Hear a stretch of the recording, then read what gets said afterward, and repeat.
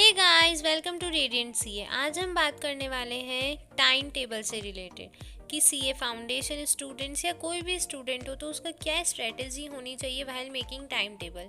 मैं एक suggestive time table आपके लिए ज़रूर से बताने वाली हूँ इसमें। सो लेट्स गेट स्टार्टेड कि हम लोगों को क्या स्ट्रेटेजी होनी चाहिए व्हाइल मेकिंग टाइम टेबल। अब लेकिन टाइम टेबल तो सभी बताते हैं कि आप ऐसा टाइम टेबल बनाइए, वैसा टाइम टेबल बनाइए, लेकिन क्यों बनाइए, ये भी तो एक क्वेश्चन आता है कि why we are making a time table. तो मैं जस्ट कुछ पॉइंटर्स इसके बारे में ज़रूर से आपके साथ शेयर करना चाहूँगी जो मुझे पर्सनली भी बहुत अच्छे और यूज़फुल लगते हैं। पहले हम उनको डिस्कस करते हैं। जब हम टाइम टेबल बनाते हैं तो उससे हमारे लाइफ को एक मीनिंग मिलता है और हम उसको अपने वर्क को भी एक तरह से फुलफ़िल कर पाते हैं।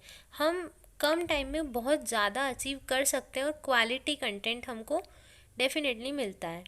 जब हम टाइम टेबल बनाते हैं तो हमारी डिसीजन मेकिंग भी बहुत इम्प्रूव होती है और हम अपने गोल्स की तरफ और आगे बढ़ते हैं क्योंकि हम गोल ओरिएंटेड टाइम टेबल बनाते हैं।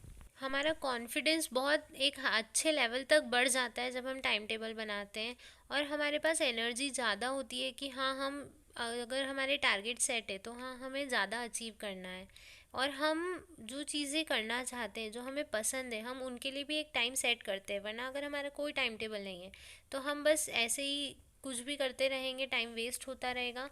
और हमें जो चीज़ें पसंद है हम उनके लिए भी टाइम टेबल में जगह रखते हैं, वरना अगर नॉर्मली तो हम वो भी नहीं कर पाते हैं। स्ट्रेस लेवल हमारा आप फॉलो करके देखिए, आपका बहुत एक सर्टेन लेवल तक रिड्यूस हो जाएगा। मेरा ये जो टाइम टेबल है फाउंडेशन स्टूडेंट से ओरिएंटेड है, मेनली उनके लिए है, लेकिन अगर सब फॉलो करते हैं तो भी ये बहुत अच्छा टाइम टेबल है, एक सजेस्टिव है जो अच्छा यूज़फुल आपके लिए हो सकता है। Let's start it. हमने मॉर्निंग में हम सबसे पहले उठते हैं 6 से 7, तो उसमें हम ब्रश, योगा, मेडिटेशन, एक्सरसाइज, हमें ये सब करना चाहिए।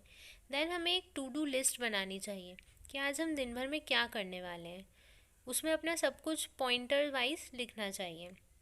देन 7 से 9 कोई भी थ्योरी सब्जेक्ट पढ़ना चाहिए क्योंकि उस टाइम हमारे माइंड का काफ़ी अच्छी रिटेंशन पावर होती है। जैसे हम अगर लॉ वगैरह कुछ लेते हैं तो उसमें हमको प्रोडक्टिविटी अच्छी मिलती है।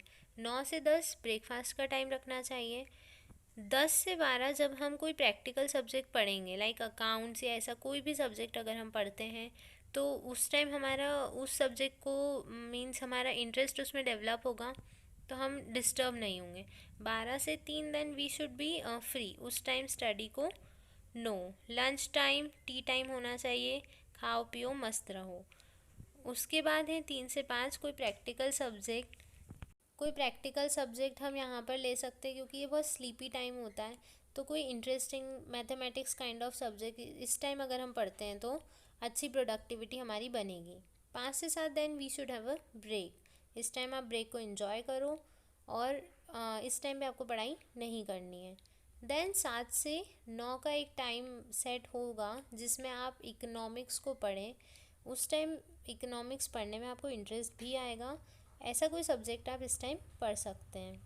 देन 9 बजे के बाद कभी भी आप एक शॉर्ट रिवीजन करके सोए। आप जितनी भी टाइम पर सोते हैं, 11 बजे, 10 बजे, 12 बजे, एनी टाइम, तो आप एक शॉर्ट रिवीजन, फिर जो सब्जेक्ट टफ़ हैं, ट्रिकी हैं, उनका एक शॉर्ट रिवीजन वापस से कर लीजिए क्योंकि रिवीजन इज़ वेरी इंपॉर्टेंट। अगर हम हमारे टाइम को, मैनेजमेंट स्किल्स को अगर शार्पन करते हैं, अच्छे टाइम मैनेजमेंट को सीखते हैं, तो हम कॉन्फिडेंट और इफ़ेक्टिव डेफिनेटली होंगे गाइस। तो आप टाइम टेबल फॉलो कीजिए और हर किसी की कैपेबिलिटी अलग होती है। लाइक किसी को जल्दी उठकर पढ़ना पसंद होता है, किसी को रात को पढ़ना पसंद होता है।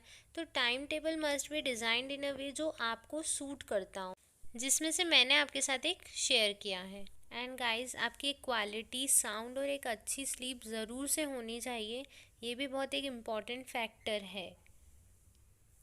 एक छोटी सी tip end of the video में देना चाहूँगी कि ड्रिंक प्लेंटी ऑफ वाटर, ये बहुत इम्पॉर्टेंट चीज़ है। So guys, do like, share and subscribe my channel and thank you. Till then, good day, bye bye.